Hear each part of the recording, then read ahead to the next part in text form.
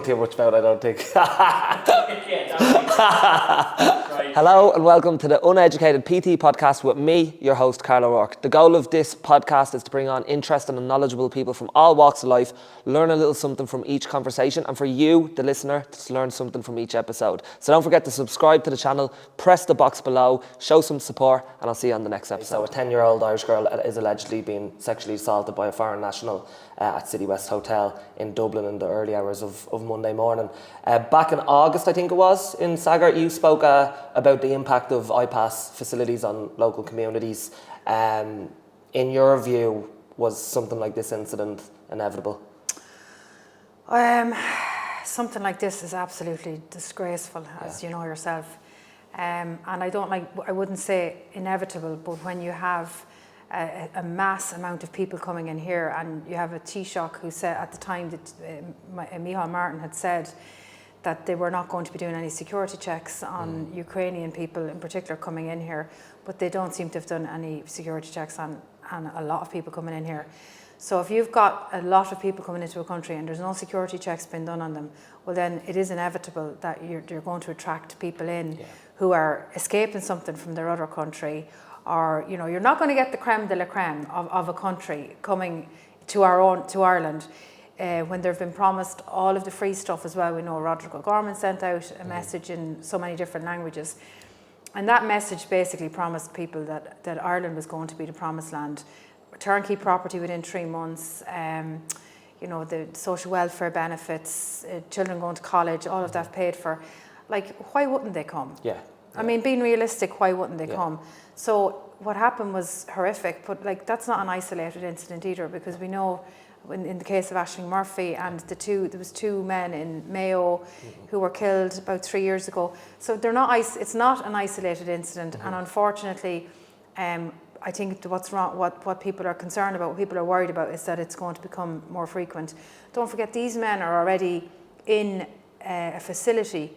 What happens if they're brought into the wider communities and put into houses and homes? People don't know anything about them. The government don't know anything about them, so they can't reassure us, because they can't say, oh, these people are fine, they're safe, because they don't know anything about them. So you had a great line I listened to on a podcast. It was like, they didn't even vet their own presidential candidate. How could they be vetting these people coming into the country? It's true though, isn't it? It is true, and they didn't. That's a fact. But they openly said they weren't going to. I don't like the word vet, but they didn't. They said they weren't going to be doing security checks on them. That's an open statement. And how there wasn't more of a backlash back then when that was said. There's too many things just been let slide, and that's the problem. Now everything's festering. You can see the anger on the street. You can see the anger in people. Everybody I'm speaking to is just so upset over this. Yeah, well, I was going to ask you, what was the feeling like back in August, speaking to the people who actually lived in the area of Sagart and around the Citywest Hotel? So the feeling then was fear, anxiety. It was quite a well-attended gathering it was a really wet, miserable Saturday morning, and it was very well attended, and there was a lot of Gardaí there, and the Gardaí are concerned and worried, and because we don't know what the actual impact, there's any studies on multiculturalism, it doesn't really end well. No. You can't force this. The only way it works is if up until 2020 it looked like we had a good migration system. I mean, it wasn't perfect, but at least it was controlled. The borders were controlled, as in somebody couldn't just come in here with no documents and just fling them into a toilet 10 minutes after stepping off a plane. So it did work a little bit better, because people were coming here and then they were integrated. They were brought into communities, and more was done to help them to integrate with the people and people to integrate with them. Plus, we've seen a huge influx of Polish people who work very well with they're culturally, they're very similar. If you bring people from a different culture, or you let them come here from different cultures, then we don't know. There's cultures not necessarily who will never get on together. So, so I think more should have been done over the last few years. Is it too late? I don't know. I seriously worry, but the people of Sagart were concerned back then. That's why they asked if I would come up and support them, which I did do. And if the government if they want to help people, to understand or to integrate, they would make sure that they're meeting communities. They wouldn't be bussing them in the middle of the night under the cloak of darkness. They know they're doing wrong, and they know that they're not working on behalf of the people in the communities. They're doing what they want to do, and it's not working. What I'm confused about is, like, if this person's asylum application was denied, he stayed in the system, does that mean we even have a system? Yeah, seems to be a lot of discrepancies within that system. There doesn't seem to be, as I say before, we seem to have something of value, but with the way it's operating now, not only was he not supposed to be here, he was issued a deportation order back in March, which means that he should have been. It's like if somebody commits a crime in this country and they go into court and the judge says, "Oh, you're guilty, 6 months in jail. Now go off to jail yourself." Like, who's going to go to jail themselves? I mean, so you issue if somebody's been issued a deportation order here, then they should be put on a plane and brought back to the country where they came from. They shouldn't be saying in a courtroom, "Okay, you're issued a deportation order, go home." Because that man was here since March. If he had been deported, then there wouldn't have been any riots last night in Citywest. There wouldn't, no matter what people say, because he wouldn't have been in the country to do what he did. So deportation orders are not working because they're not being enforced. But then another question has to be asked. If that man was issued a deportation order and he was brought back to Citywest Hotel, then the government were fundamentally using our taxpayers' money to keep him here when they know he shouldn't have been here. So that doesn't make sense to anybody because he shouldn't have been here. The government told him not to be here, and yet they funded his bill while he was here and put him up instead of saying, "Out, you're gone." What was your assessment of the government's and the media's portrayal of this issue? I know during Connolly said it's extremely difficult actually to get into this country. You have to get a work permit, you have to go through hoops to get it. And Jim O'Callaghan condemned the scenes, obviously, of the violence last night and said unacceptable, and said there's no correlation between IPAS centres and crime levels. Yeah, well, that's because they won't gather data. Yeah, in relation I was about to say, because the only one that I really found decent data on this was Denmark. I think have a pretty extensive. They keep very good data on it, ethnic backgrounds. We don't. It's probably intentional, so we don't know the exact extent of how many crimes are associated with that. Yeah, you can say there's no correlation if there's no one to check. Well, if you know there's no one to back it up, so it's like, But I think the media reaction was kind of stereotypical, wasn't it? It's like, I don't believe any genuine person who has a concern about what's going on in this country turned up to that protest last night with any intention of, number one, throwing anything at a guard, number two, setting a car on fire, or starting any kind of trouble. Genuine people are concerned about their community. They're not going out to start trouble. So there seems to be a handful showing up at certain events across the country and this seems to happen.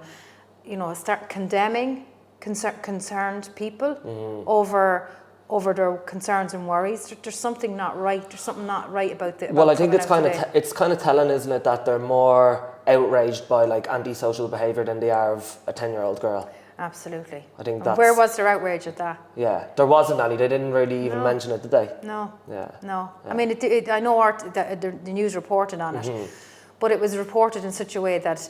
Oh, he's been in court. And he's back tomorrow. We've dealt with this. That's sorted. Yeah, but it's kind of like you've no right to be angry. We've dealt with this. Yeah, lessons will be learned. How many times have we heard that in the last couple of years?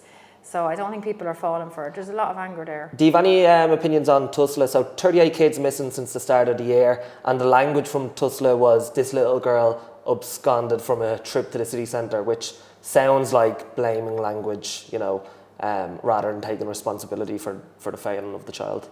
She was 10 years of age. Yeah.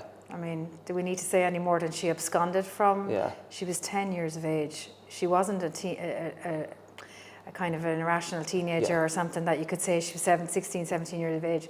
She was a child, and somebody is responsible for that child within Tusla and should not have let her out of her sight. Tusla's chief executive, Kate Duggan, earns $211k a year plus $6k in travel. It seems like the worse they perform at their job, the more promotions they get. Yeah, I know. Yeah.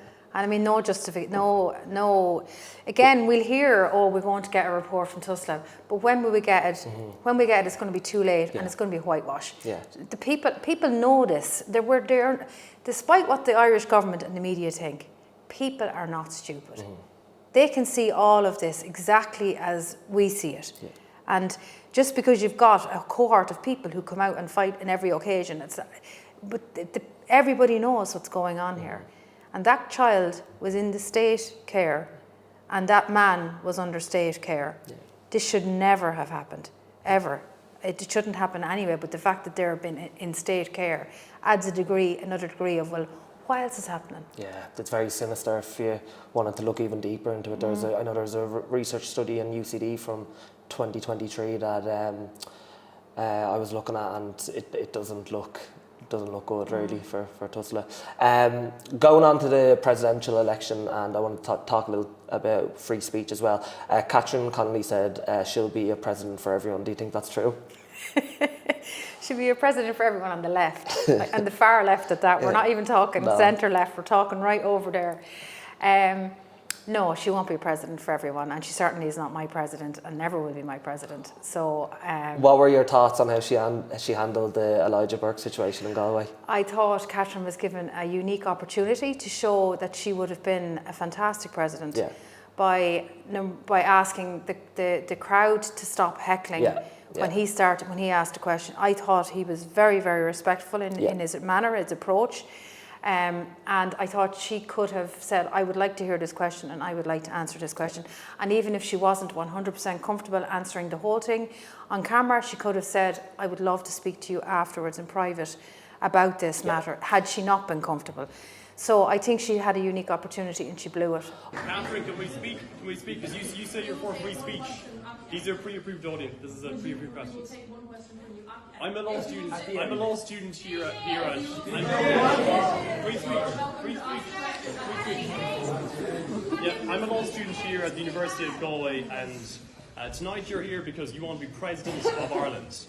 And as president of Ireland, your role will be to represent the people of Ireland. What do you have to say tonight about Enoch Burke, my brother, who was incarcerated for his beliefs on transgenderism? Do you believe that religious belief should be protected? Do you believe religious belief should be protected? My question, sorry, tonight, just for Catherine, sorry. Yeah.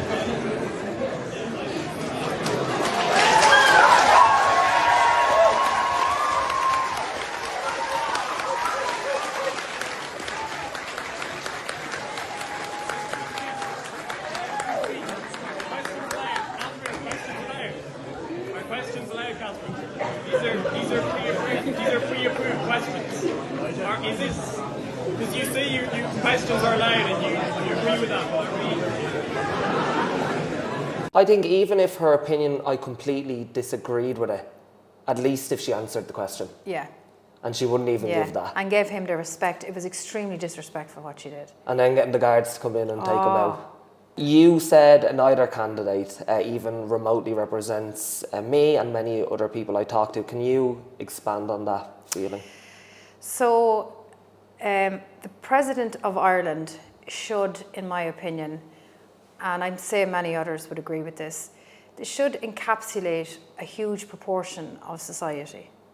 And whether that's, I mean, it's a political role, so we can't pretend it's not, but whether that's centrist, centre-right, centre-left, extreme left or extreme right, but we should have had at least one other candidate on that ballot paper who appeals to a completely separate audience. So the President of Ireland should encapsulate all people, and you're not going to get one person that's going to suit everybody. Mm-hmm.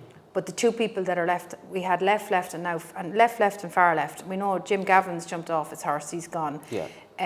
Heather Humphreys last year was pushing for the yes in the referendum. They got that majorly wrong. Her party signifies everything that's wrong in this country because they're part of a coalition with Fianna Fáil. Yeah. So you can't separate them out at the moment. Both parties are just as bad as each other. We needed a centre-right Conservative candidate on that ballot paper. And they can't say, people think because I was working with Maria Steen up to a point, that, oh, I'm throwing my ties out of pram because Maria Steen didn't get on the ballot.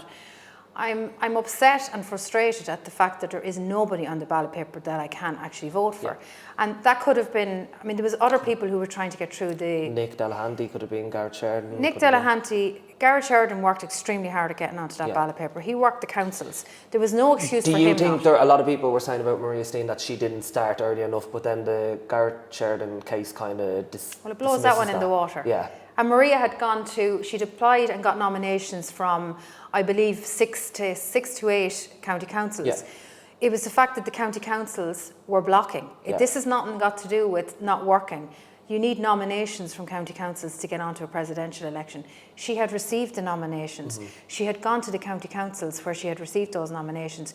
She'd made a full presentation to them. In some cases, she gave up her whole evening to go. Yeah, could you talk a little bit about that for people that kind of don't know what you have to kind of go through to get them to get on the ballot, basically? Sure. So she would have needed 4 county councillors to county councils to back her, and that would be the majority of county councillors within a council. So if we just take Fingal, for example, the candidates would have applied to any county councils they want, and in a lot of cases the county councils will let them come in and make a presentation. In some cases they wouldn't let them in unless they already received a nomination from one of the councillors. It might be just to reduce numbers because there was a lot of people applied. So when you go in then through the council route, so say again Fingal, there was a nomination, 2 nominations I believe from Fingal. You go in, you make your presentation, and then afterwards there's questions and answer session. It can take hours, and then at the end of it, all of the councillors vote whether or not to put so Gareth Sheridan actually got nominated from Fingal, it wasn't Maria, and then there's a separate vote after the nomination process to decide, will the council be putting this person through? But in previous years, and it did, so this year, because of the whip system, Fine Gael openly, Simon Harris said, under the whip system, you're not allowed to put a candidate through. Fianna Fáil said it, but it didn't come out publicly, so they were instructed not to. So predominantly what would have happened was, in all the other presidential elections, 3 candidates could have come through the Oireachtas, the way the 3 came through here, Fianna Fáil, Fine Gael and Catherine Connolly.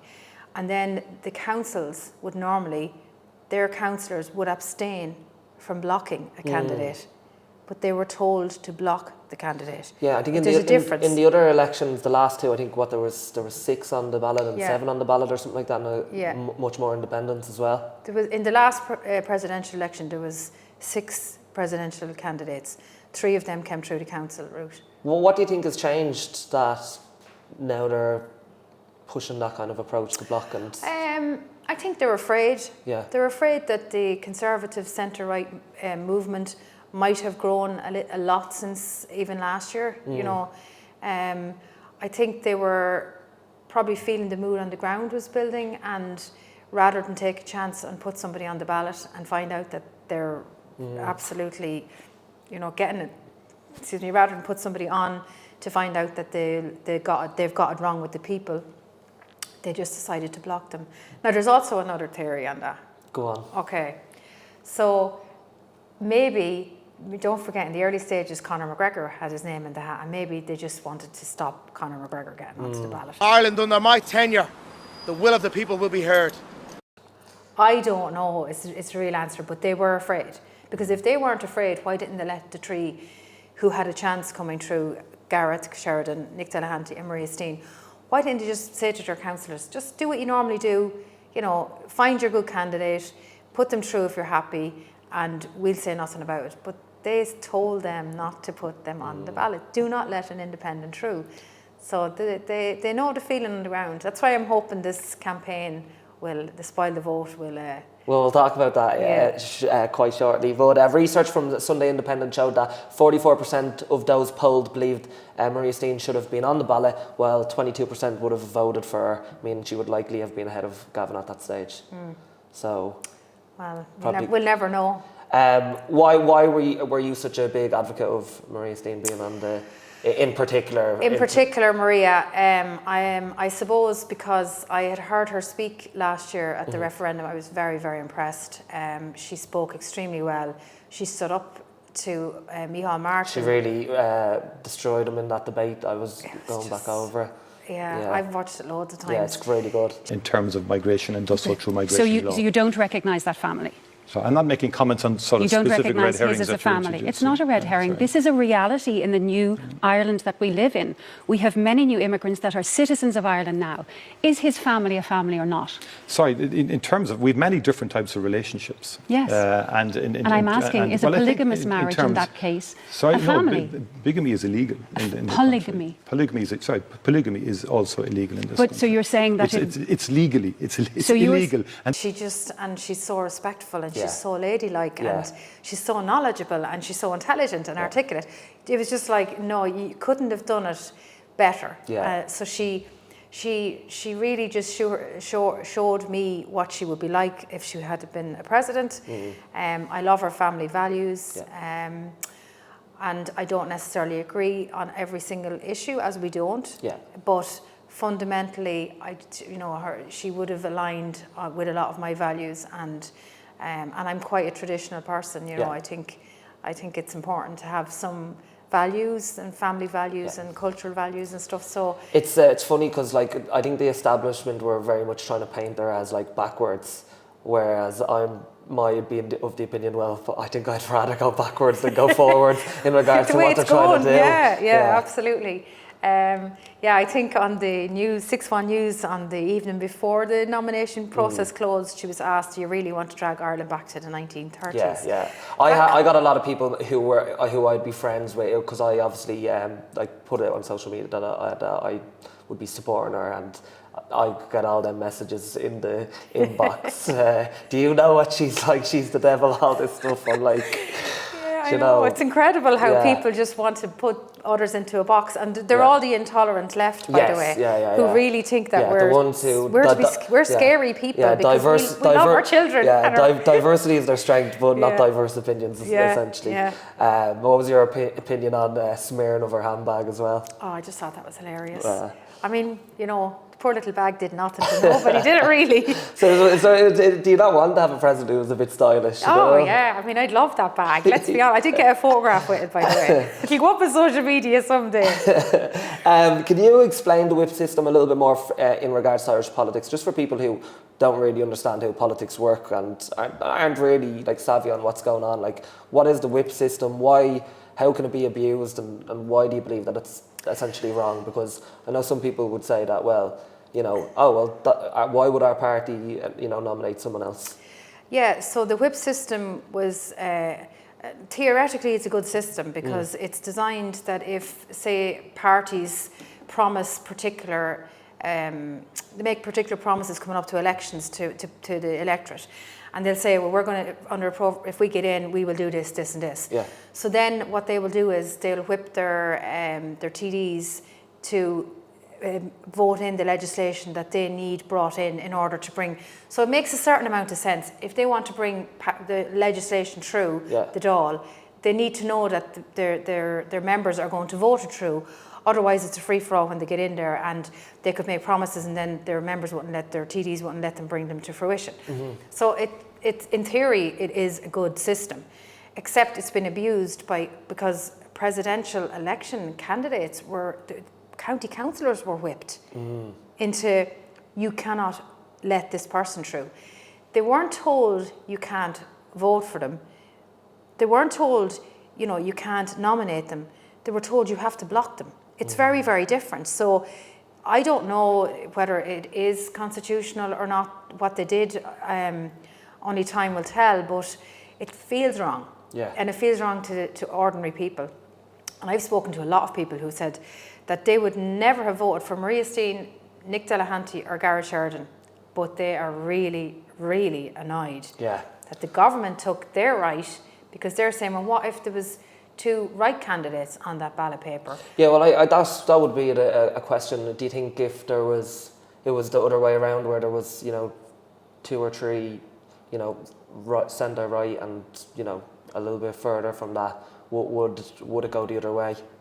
You can imagine they'd be kicking and screaming from the rooftops. They would have got somebody on for sure, but it's because it's a conservative right. They just don't want anybody to go forward. What would you say for like the people on the centre right who are like, well, I I don't like Heather Humphrey, but, you know, she's not as far left as the other one. What would your opinion be on that matter? I would say spoil the vote. Yeah. I can't reconcile either of the candidates because neither of the candidates would fit anywhere remotely near.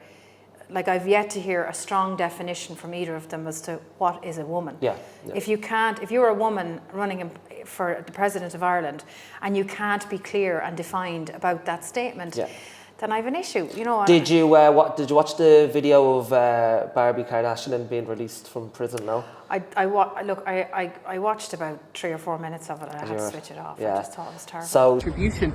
So, like, I don't view myself as being a risk to the public in general, but just certain members of the public. My mother, Maria Gentile, my father, Alessio Gentile, also the governor of Limerick Prison. I don't, if I can't find I don't know where my parents are, but if I can't find my parents, I will murder. Accused of 4 counts of making threats of rape and harm against 2 women in the prison, 1 prisoner and a prison officer. When the case came up in the Limerick Circuit Court in October in 2024, Barbie gave testimony about how he had told the women he would like to rape them using an object so as to leave them unable to have children. So I think, you know, in regards to women's spaces, it's probably important that your president can define what a woman is. Very, very. Yeah. And your president should be able to stand up and say very openly and very clearly that I do not endorse trans women, if they want to call themselves, but I do not endorse a man sharing any spaces for women. So that's changing rooms, that's bathrooms, that's prisons, that's anywhere. And I would go so far as sports as well. Yeah. They have no place competing in sport, in activities. Boys have no place competing against girls unless it's mixed, you know, unless it's intentionally mixed. So they should, that's something I would expect my president to be able to clearly state. And so they're both really, like, the 2 candidates, they're both basically the same when it comes to, like, social politics. There's very little between them, very little. They seem to have differences over Gaza and Israel and stuff, nothing got to do with us here, but that seemed, and you know, they seem to be fighting over silly things. But I read that you were quite passionate as well about autism and special needs, and that it was something that you campaigned on. What does it say here? So according to the HSE, more than 15,000 children are waiting longer than 6 months for an assessment of need for disability autism services, and this number is projected to grow to 25,000 by the year's end. So it feels like another kind of failure of the government in terms of what they're focusing on. Karl, it was one of the most shocking things when I was canvassing last year. Yeah. Like I did a canvass of the whole of Laois. There was a lot of work in that, but I did it over months.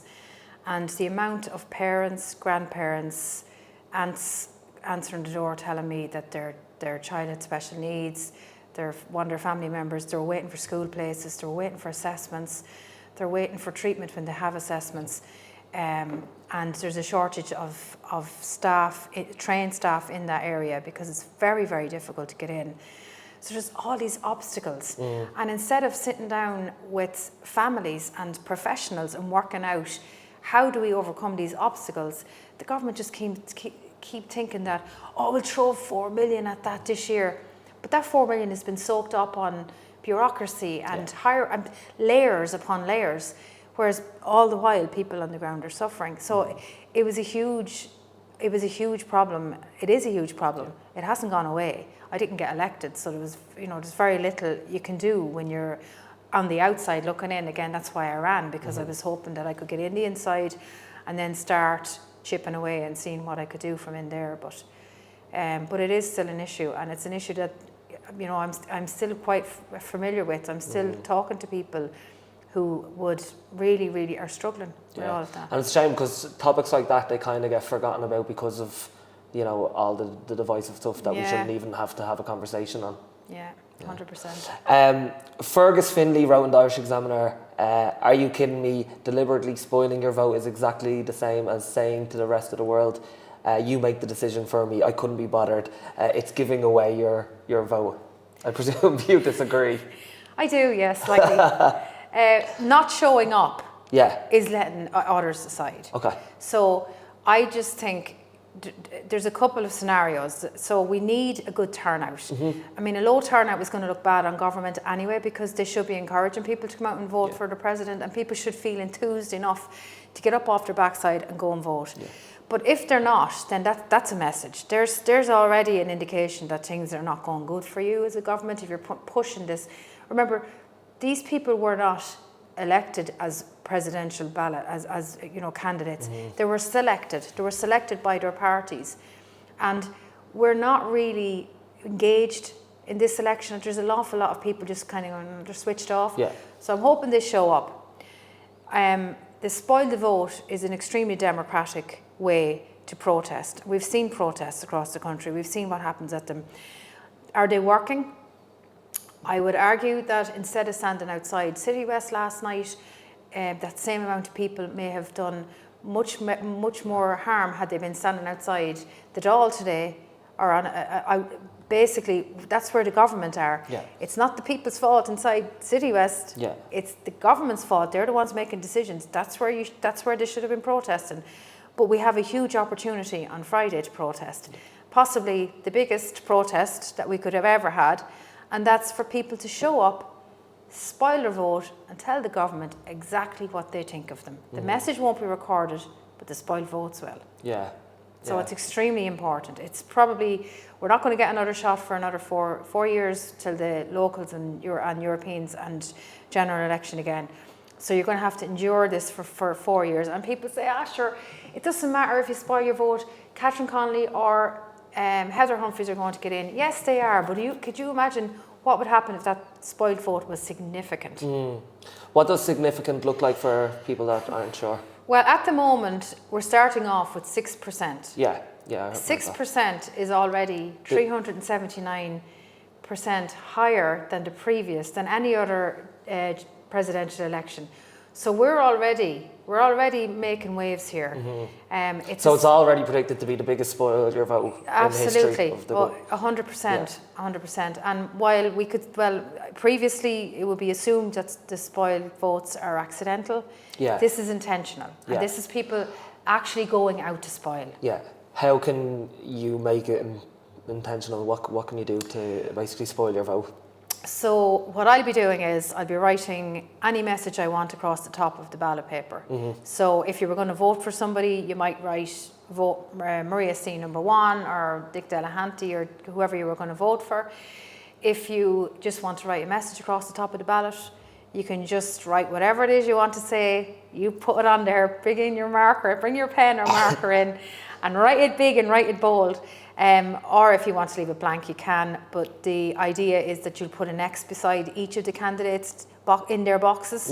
So it's very clear that you're not giving any of them a vote. It's probably worth mentioning as well. Now, I'm not quite this conspiratorial, but some people are saying don't leave the ballot boxes blank because you're only allowing somebody to come in afterwards. But I would just say the 3 X's is covered. You're safe with that one, and it saves a lot of arguments as well. When I was discussing this initially about leaving them blank, because that would have been my initial plan. I was like, no, don't do that. So just the 3 X's is kind of where we are, and make sure you bring a pen, you mark them in, and you make sure. Actually, this is something that's not been said, and it's probably very, very important. Make sure the ballot paper is stamped by the official. So when you go in, you don't even have to hand in your polling card for this. I think you just show up and they mark off your name. But maybe bring your card anyway, just in case. They'll rip off a ballot paper and then they must seal that ballot paper, or else it is invalid. So it's very important people understand that won't go into the spoiled votes pile. They're invalid, as far as I know. So they need to make sure that they get the stamp on their ballot paper before they register their vote. Okay. All right. Now, I know you don't like being called a political commentator, but if people wanted to follow up with your work or, where you lay out your opinions, where can they find you, Elaine? So I have a website. It's elainemullally.ie.